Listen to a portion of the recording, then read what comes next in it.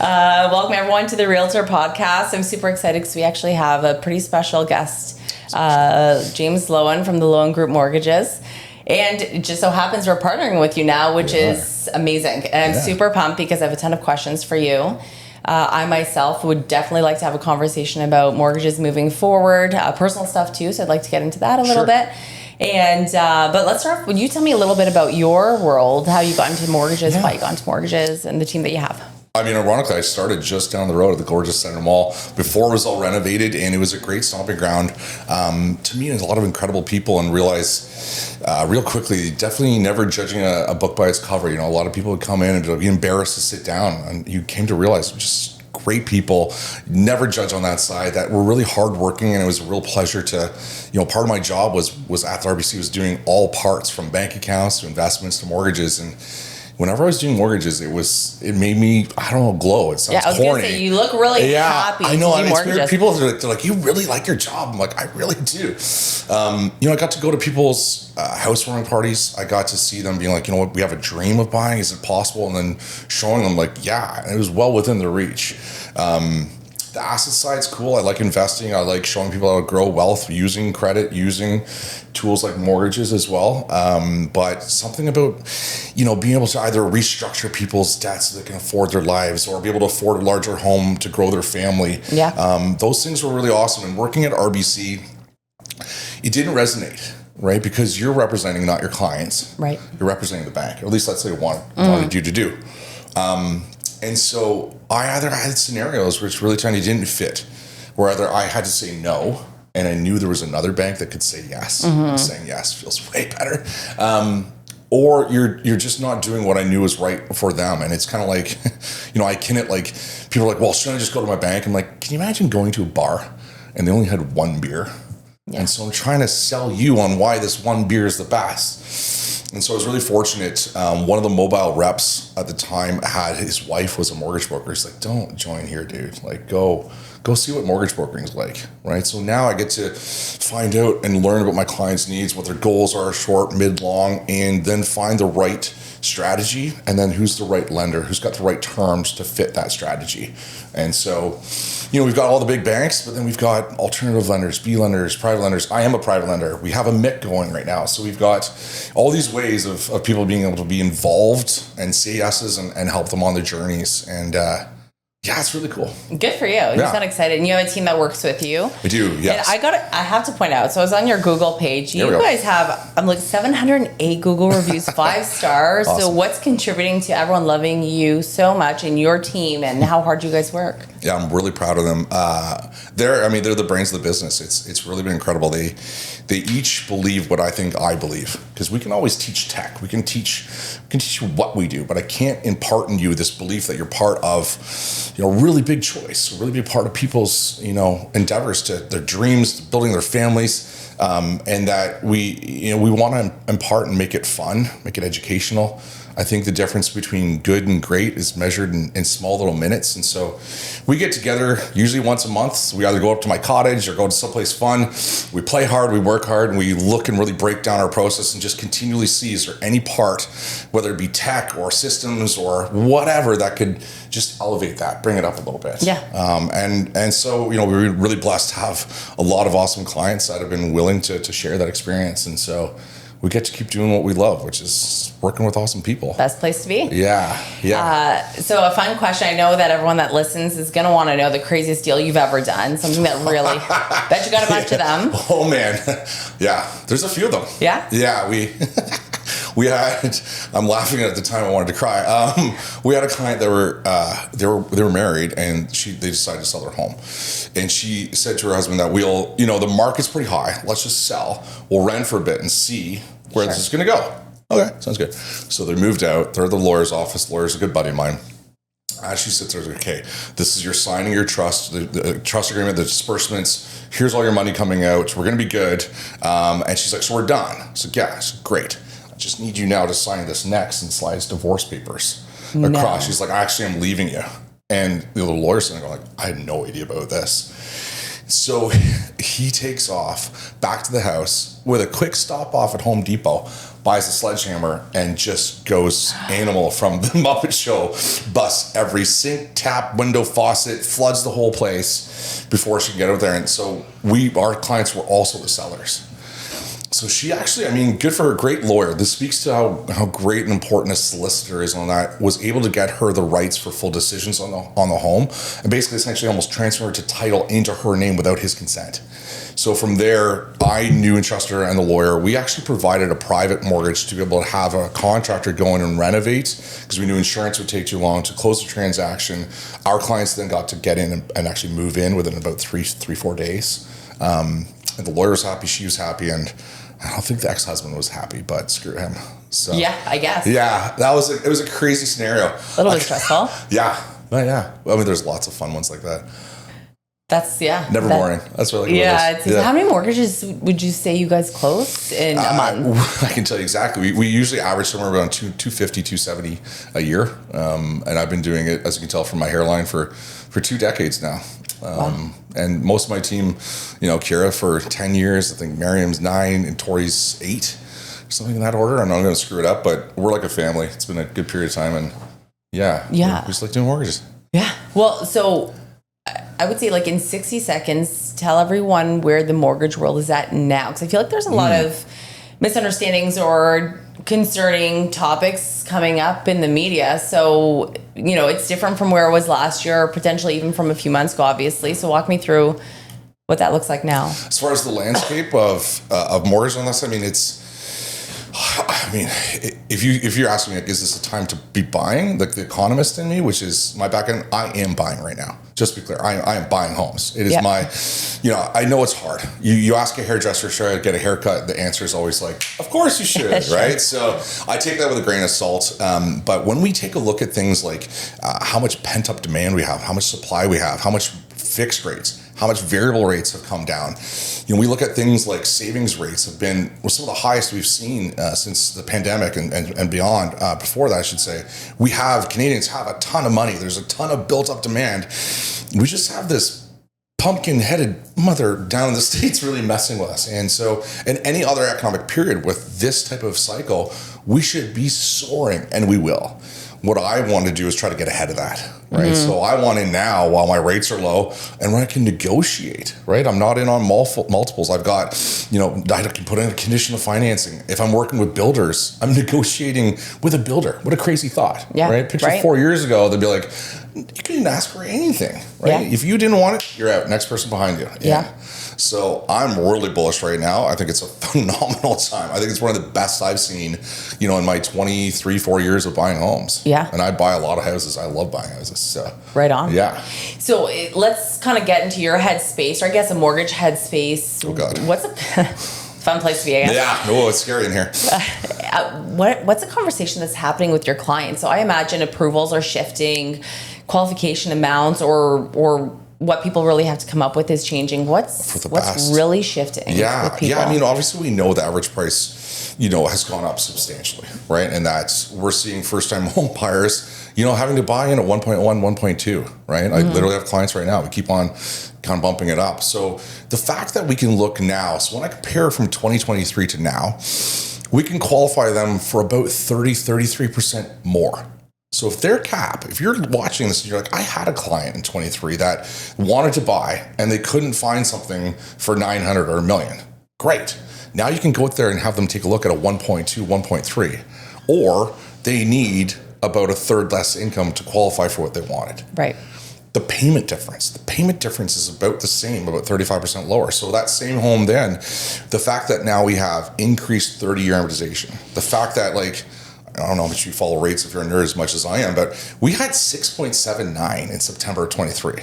We're at 3.99, 3.94. That is a massive drop. So the fact that you're down almost half on rate, up on amortization, it's no big surprise right now. We're getting a big flooding of first-time home buyers. Yeah. So, all that to say that this knowledge, this information, getting that to them, right, in an easily digestible way.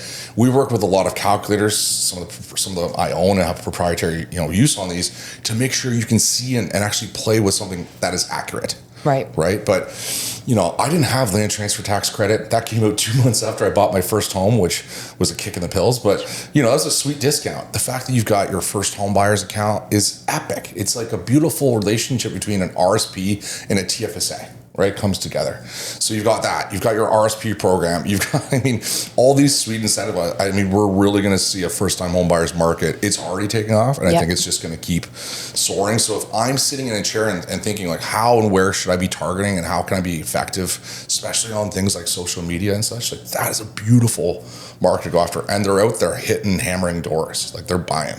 Yeah.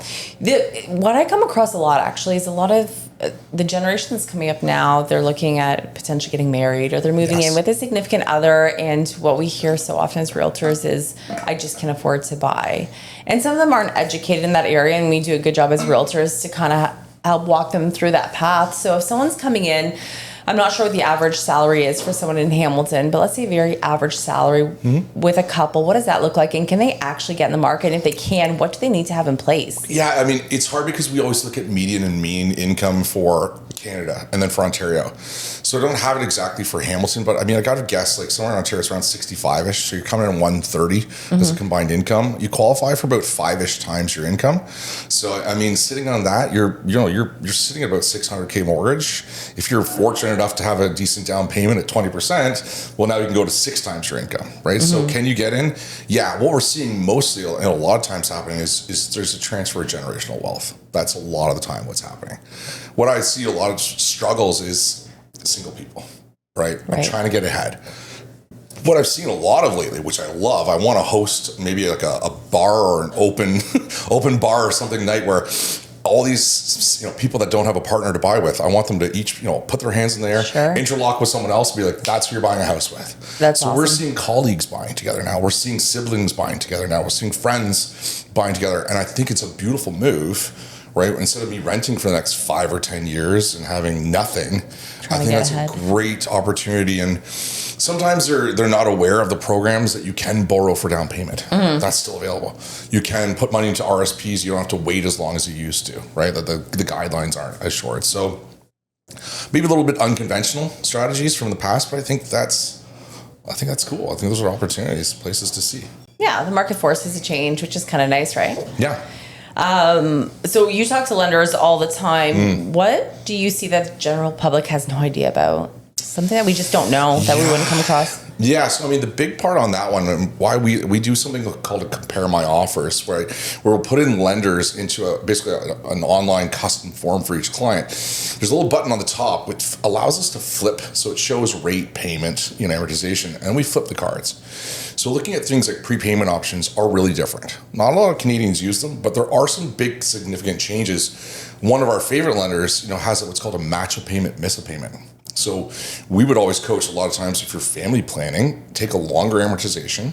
Every third or fourth payment, do a match a payment, right? Or a double up. If you're planning, like my wife and I, when we were having our children, we got topped up for 5 months. When that period stopped for that top up, we could then take any payment that we matched or doubled, we could now skip. We can actually use that as a credit or savings. In the interim, it's saved interest, paid off our amortization or mortgage faster. And so similarly with those clients, a lot of them during COVID, right? Instead of mortgage deferrals, which was on your credit bureau, which you're now paying interest on top of interest, our clients that had used that lender and used this could just use their skips. So that's something where the rate might be exactly the same, but you're not looking and seeing, you're finding out only when shit's hit the fan that you didn't get a great lender. Right. You didn't know the terms. And so we see that a lot. We see clients a lot of time being like, hey, James, I'm looking for a great mortgage. What's your cheapest rate? Well, which one are you looking for? Are you looking for a great mortgage, or are you looking for the cheapest rate? Right? Because I know the best steak I've had is not the cheapest. The best car I've driven has not been my cheapest. So we try to find value, and we use a lot of technology to see and look at things like, is your mortgage portable?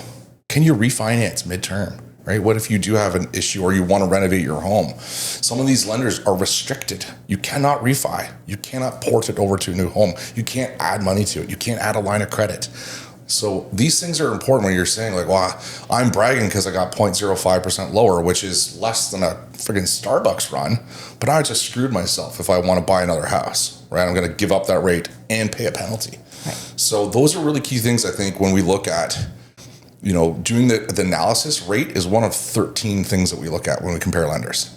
So if you don't know what those other 13 things are, well, you can start digging, right? That's what we're here for, to show you. And we're impartial. We get paid the same. So it doesn't matter. We want to just make sure you get the right lender for you. Yeah, you're taking care of your clients. Yeah. What's something that typically you come across with your clients when they're about to get approved that could really screw them over long term? Yeah. I'm sure there's a few things. So when we do that same report, we have the 10 commandments of your pre-approval. Okay. So on every one I did on our website, it's the 10 commandments, thou shalt not. The number one, I had a guy buy a Porsche right between his pre-approval and wanting to buy a place. This shows up way more than it needs to. Yeah. 1,300, this was like 4 or 5 years ago, so it wasn't as expensive as now, but yeah, $1,380. So congrats, you just lost $250,000 on mortgage pre-approval. He's like, oh no. Or people will get a vehicle and like, I could have got 8-year financing, but I thought it'd be better and I pay less interest, so I did it over 3 years. So now my payment's $2,600 as well. You're like, cool. Well, now you can't buy a house. Right? So what people don't realize is with car loans and leases, you can always do accelerated. You can lump sum, you can pay them off faster. Get your smallest payment possible, right? Because the only certainty is uncertainty, right? Mm-hmm. So let's get small, like lower payments. And then other things you don't want to do, don't go co-sign for someone else's car loan, lease, apartment, mortgage, anything like that. Those are big ones. Yep. And then the last big one, if you're looking to buy a home, don't start moving your money all around. Right, I'm going to move it. I'm going to change banks in the interim and move my TFSAs over, and I'll start cashing things in preparation.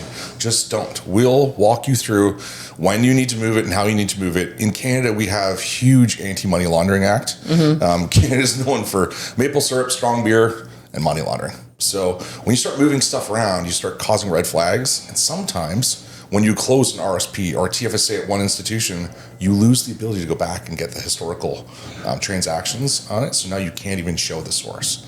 So don't do anything unless we tell you to, right? So yeah. Good. Yeah, some things we wouldn't know.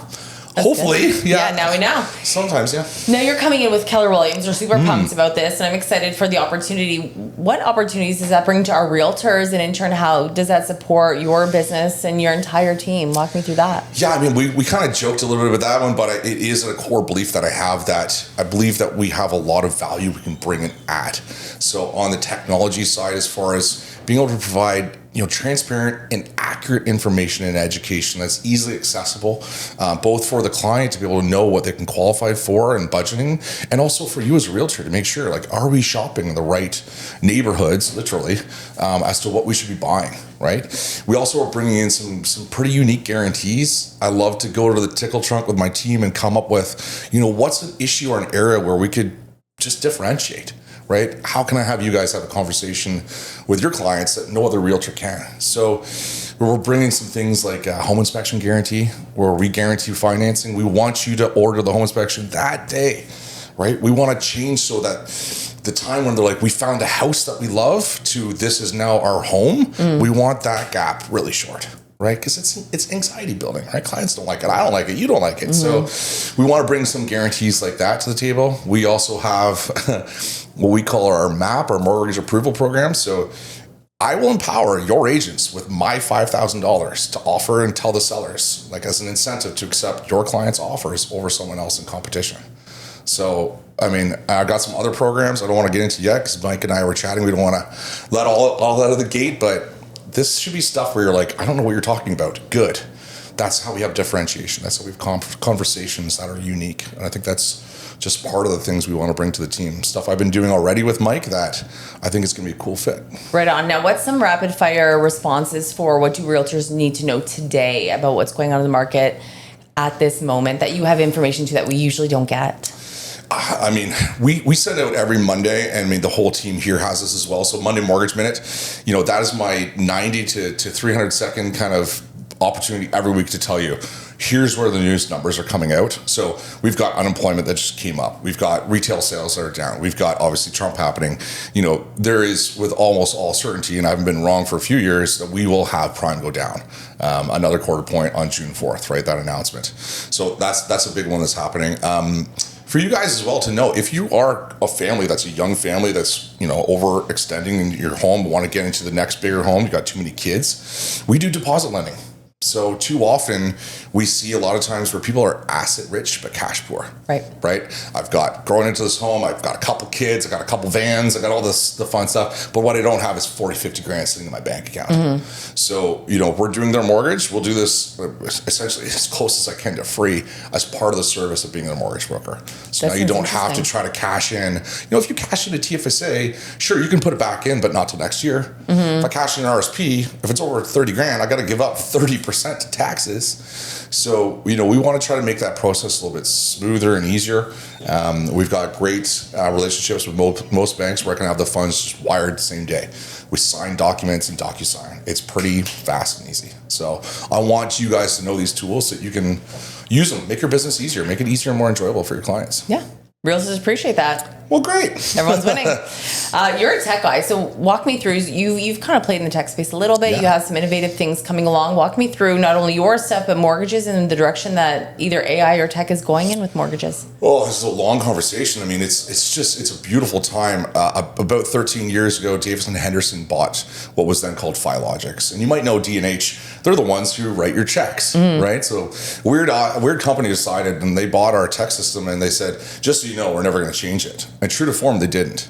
So 7-8 years later, I'm sitting going with our group of masterminds. So I'm part of a group of brokers that we get together from across Canada to say, what can we do to improve ourselves and the industry? So they're drinking some bourbons and complaining, and we decided that we could make a much better user experience. And our coach said, put up or shut up. So from there, we each put in some money, and from that grew an operational system into having developers in Denver, Ireland, Mexico, Canada, US. And the Finmo application now is beautiful. It will use your sign-ins for Gmail, et cetera. Once you put in your information, we have an AI kind of decisioning tree. So once a client hits submit, there's no bottleneck anymore. So once you put in, I'm self-employed, as soon as you hit that, it's going to say, great, upload your T1s. Oh, I'm incorporated. Great. Articles of incorporation. I'm separated. Ask for a separation agreement. So it doesn't have to wait for me to come in and review and see what I need. It's automatically asking that. Our tech is so great. I actually got Hamilton Health Sciences, their tech department, test every type of upload, PNG, .ai, Excel, CSV. He couldn't find a single file type that he could not upload. Now, if you're sitting there going like, well, I don't know how to upload. Cool. You enable your camera. You can take a photo. That uploads. We also have it set so that people are like, I can't find my NOAs, my T4s. I've got a contract with CRA. Tori on my team sends you immediately a DocuSign. We will have your T4s and NOAs within about an hour. So we're really trying to use the tech. And I can actually have a conversation with you about what you want for your application. My AI listens, records, submits it into Finmo, generates an app for what we've discussed right off the bat. It's so cool. Yeah, I would say that's actually super cool. So when I go back, awesome. I haven't bought a property here in Hamilton in a few years now. And just even a few years ago, that was a struggle. And I'll be honest, like a lot of realtors, we were sometimes a little bit scatterbrained and finding, not us, and finding our paperwork. And so that was always a challenge, and it's overwhelming, right? To have to pull all that together and to know that you have a system in place that can handle that. That just shaves off time, effort, energy, and stress for sure. Always try to connect with, especially if you're self-employed, with your lawyer, with your accountant. My background is in accounting as well. So for me, looking at T1s and financials, retained earnings, all of that is easy. I can disseminate through that and determine, is it going to be an A deal or like an A- with a credit union or an alternative deal. So we've got cool solutions, especially for realtors. There's a lender that will take your T4A, so before deductions. I can actually use that as your income as a 2-year average and like pretty good rates. So there's solutions out there, like when you're like, oh, my bank said I couldn't get it. It's like, screw them.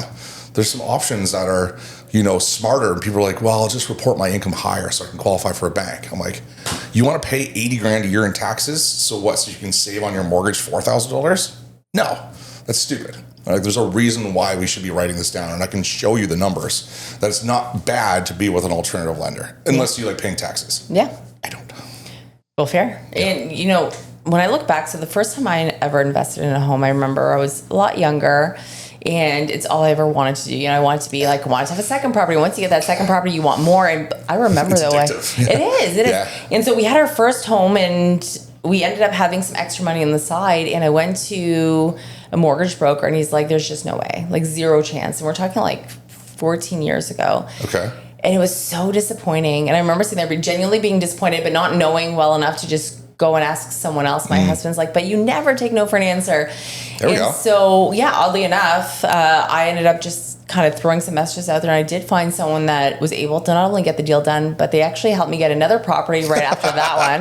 Nice. And so the reason I'm saying this is I'm sure that there's so many people out there that are discouraged by what they're hearing. They always hear, oh, it's unaffordable. And, we need a certain amount down. Just knowing that those days are kind of behind us. And I think that there's so much opportunity out there. So when someone thinks that they can't, especially the young generation, when they want to get into investing or house hacking, there's all these opportunities. I want you to talk a little bit about what that world looks like and how possible is it for someone to get it? I mean, listen, I mentioned to you 20 years ago, I started at RBC. I had a client from those days that we finally did a purchase about 8 years ago, and now they're second. So I think it's never going to be a no. Sure, it could be a no, but it's not a no forever. It's a no right now. And here's what I think your plan of action is. Right. So I'll try to show you what I think you can do. I was a financial planner at RBC, and I still trade equities, and I'm a derivatives trader too. So I have no problem to show you things that you can leverage to use, like using an RSP or your first home account. Cool. We can actually borrow a loan from that, put the loan into that. The tax return can help pay that loan down, or you can reinvest that and accelerate it. So there's strategies that you can do. It's going to take some diligence. And I think people just think, I'll just wake up one day and be able to buy a home. Like you fail to plan to fail. Right. So I don't care if you're like, I don't think I can buy right now. Fine. It's going to take you a year, 2, 3. That's cool. I'll spend the time. My team will all do that. Remember I said they believe what I believe, which is never, we give priority to this high of a mortgage as opposed to this mortgage. That doesn't fly. So we'll happily show you, like, here's where you're at. You might have to find a partner. You might have to do some changes to your budget, right? It's like short-term pain, long-term gain. And then, once you got your first place, right? Then it's like, okay, I'm building equity. How can we leverage that equity into the next home? It's fun. Oh my God, yeah. I got addicted to it. I bought a lot of homes, probably more than I should have. But how many do you have right now? Right now, I got 7. So I had a triplex here in Hamilton and a triplex in Welland and lots of new builds all over and some in Guelph, Etobicoke. I recently bought a big cottage up in Muskoka to try short-term rentals. Are you cash flowing on your properties right now? Some yes, some no. That is not usually my goal. Right. So, I mean, I think you set me up like a T-ball on this joke because just today I was reviewing with a guy. He's got a place in Welland for about $657. And he's like, so if I refinance it, what are my payments looking like versus my rent, right? Mm-hmm. Cap rates, we talk about, we call them. So he's like, I'm like, you're going to lose about $400 or $500 a month. He's like, oh crap. I'm like, what are you talking about? Like, of your mortgage payment, your very first payment is going to be about $783 of principal. So if you're losing cash flow, you're actually getting ahead, but you have to be much bigger picture thinking. Sure. So I will take a cash flow loss. Why? Because that means on my taxes, I get to reduce my taxes. That's right. On my income. That's 100% write-off. Yep. When that home is worth $100,000 more, I don't get taxed on 100%. I get taxed on 50%. Yeah. So a capital gain for me is like the holy grail. Yeah. So I would rather have that as a structure, which I know a lot of people are like, that's bonkers. Well, if you're putting money into an RSP or into wherever your savings program is, that's how I look at it, right? So I'm cash flow out $500, but that's my savings program. Yep. And it's also from an accounting perspective and returns, it's not what you make, it's what you keep. Yep. So that, for me, I always try to aim for dividends and capital gains. So that's a sweet spot for me. And then I will always, when there's equity, much to the chagrin of a lot of my underwriters, I will always pull it out almost every other year and put it either into another property or I mentioned we have a MIC as well. Yeah. So the MIC is open as a pool to mortgage investment companies. So our business partners, this is a way I can give back and say, do you want to earn 9.5%, 10% a year consistently? Sure. If you invested in the equities market this year, you're probably down 5 to 10%. So we don't go down. It's boring as hell. It's just a flat line across history, but that's how we can give back. And if you're sitting there going, well, I don't have 100, 200 grand, but I own some properties. Let's get that equity out. OPM is my favorite acronym. If I can borrow from the banks at 5 and get you 10, that a 5% spread is yours. Yeah. And you have to work 0 for that. So I strongly think if you're working this hard, your partner's working hard, and your equity's just sitting there doing jack shit, get it working with you, right? Retirement comes when your money's working as hard or harder than you do, or improve your lifestyle. Do dumb stuff like me. You know what, James? Like it's so funny because I talk to a lot of this generation coming up, and a lot of time when I was in school, like being a realtor wasn't a thing. We're nervous about you don't have a salary and a retirement package and all that stuff. But when I finally got in, I couldn't believe the doors that opened for me. And it's people like you, and it's the conversations I get to be around. I say this all the time. I get to be around millionaires. It's pretty amazing. Yeah. And you get to learn from them. And so if someone was ever interested in getting into mortgages or even into real estate. Don't do it. Run fast. Yeah. But it opens doors. What doors have opened for you when you started your mortgage journey? You know, I when I was younger and working at Royal Bank, I was living in a basement apartment. It was $375 a month. It was beautifully cheap. And I sat out on the back steps, like you said, reading, The Millionaire Next Door, Think and Grow Rich, all of those books. Yeah. And the biggest thing that I think changed for me is when I stopped and started asking some of my clients, because when I went to an account manager was higher value people, a lot of times business owners. So I started asking them for coffee, going for lunch. What should I be doing? What could I be doing? And those are still people that are in my life as well. And they were really helpful to impart things like that. Your network will determine your net worth. Absolutely, especially in our businesses, but even if you're not.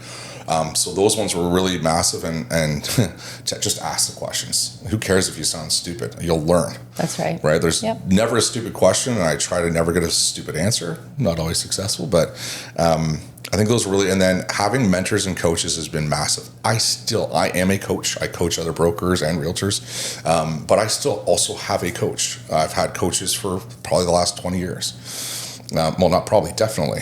There's always something to improve and to learn and to grow, whether it's, on business side, but also on personal and on the balance. Because it's all great to make $1 million, but if you are, devoid of your relationships, your mental health is garbage, you're struggling with your physical well-being, I think the definition of wealth needs to be redefined, that it's not just monetary. Mm-hmm. It needs to be encapsulating, I think, all of those parameters. So that's what we really try to find, that focus and the balance, that it's not just a work life, it's your whole life.